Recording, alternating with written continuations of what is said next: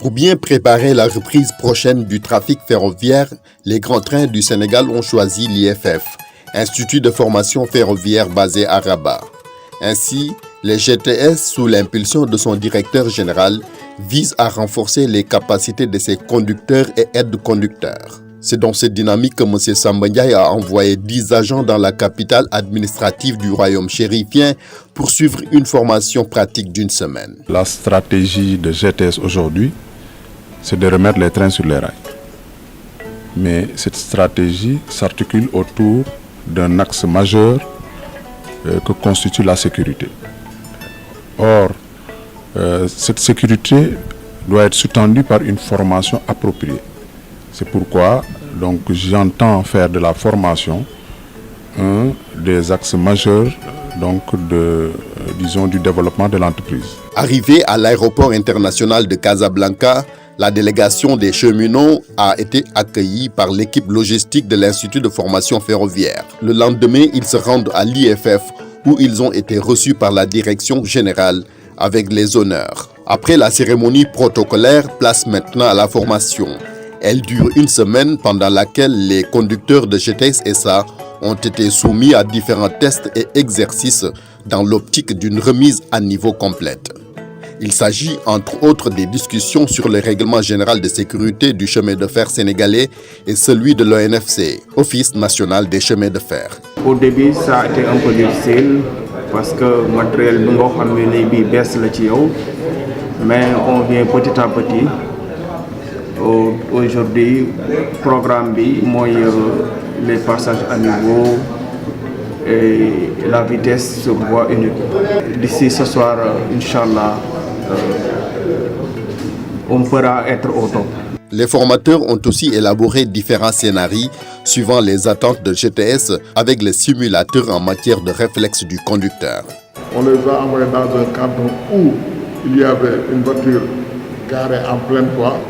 Ce qui nous intéressait, nous et les formateurs, c'était de voir la réaction. Donc, quand un conducteur aperçoit un obstacle sur la voie, dans un premier temps, surtout un véhicule, il doit klaxonner et freiner en urgence. Mais le deuxième scénario aussi consistait à le faire circuler sur une double voie. Donc, il y a deux voies vraiment qu'on a. Mais dans un premier temps, on les a fait subir peut-être un scénario. Le mécanicien conduit et en pleine voie, on lui a mis des pétards.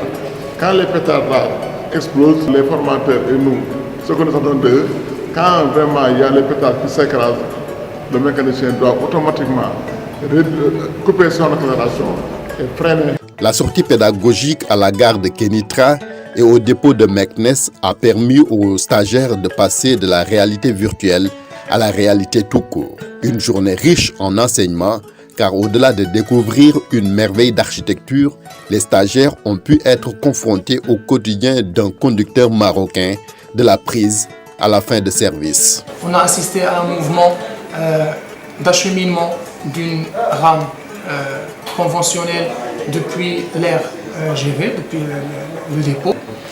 On a assisté ensuite à un mouvement d'un train Trainer qui a acheminé, le conducteur Manor a acheminé une rame automotrice depuis la gare vers le GV. Pendant ce temps-là, une autre délégation des grands trains du Sénégal s'est rendue au dépôt de la gare de Meknès.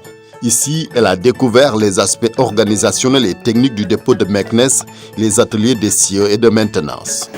Ensuite, on a visité un peu le dortoir des conducteurs de ligne, des chefs de train et des agents commerciaux train. On a monté en cabine de conduite pour voir comment le conducteur démarre son rame. Samedi 10 juillet 2021, dernier jour de formation. Les stagiaires ont d'abord été évalués. Une évaluation qu'ils ont réussi avec brio, au grand bonheur de leurs formateurs. C'était impeccable, c'était bien. On a passé de bons moments, mais on a bien respecté la chose que je disais toujours, parce que ça fait partie de mes attributions en tant que formateur. Le savoir acquis, il faut bien le transformer en savoir-faire. L'IFF, un institut qui forme aux différents métiers ferroviaires, fait de l'excellence son credo. Du coup, le Sénégal reste un partenaire privilégié. Le nombre de clients qui nous font confiance. En plus de l'ONCF et SNCF, nous recevons des clients de pays d'Afrique tels que le Sénégal, le Gabon, Côte d'Ivoire, le Cameroun, mais également Ouigo d'Espagne. Nous avons avec le Sénégal noué des liens de confiance. D'abord avec la NCF, lors de la journée porte ouverte organisée en 2017, et nous avons rencontré à l'occasion des responsables de la NCF. Puis avec la CETER qui nous a confié des premières formations dès 2019. Et puis à présent avec GTS, avec une petite particularité en ce qui concerne le GTS, puisque nous avons commencé une relation à travers le panel sur la sécurité et la sûreté ferroviaire organisé par l'entreprise, à laquelle l'IFF a volontiers participé avec grand plaisir. Une semaine de formation qui s'est achevée dans la joie, signe d'un séjour réussi et apprécié au royaume chérifien. Ce n'est pas tout, car elle coïncide avec l'adhésion de GTS SA à l'UIC, Union internationale des chemins de fer. Ce que je retiens, c'est que j'ai retrouvé des agents requinqués. À les voir, à les entendre, on a senti qu'on avait des conducteurs de train doublement motivés. Et c'était l'un des objectifs aussi de cette formation. Parce qu'en ayant rencontré leurs collègues du Maroc, en ayant eu à pratiquer d'autres types de matériel, ils se sont rendus compte qu'il y avait lieu effectivement d'échanger avec d'autres acteurs du secteur ferroviaire. Ça, c'est un aspect de la formation. L'autre aspect qui a fait mon entière satisfaction, ce sont les résultats qui ont été obtenus. Parce que à la fin de la formation, j'ai participé à une visioconférence avec les autorités académiques de l'Institut de formation ferroviaire qui ont magnifié les compétences et la qualité de nos ressources humaines. Tout le processus que nous avons mené jusque-là, la formation de nos conducteurs au Maroc et bien d'autres formations que nous avons eu à faire, parce que le capital humain doit être un élément essentiel de la stratégie de développement de toute entreprise.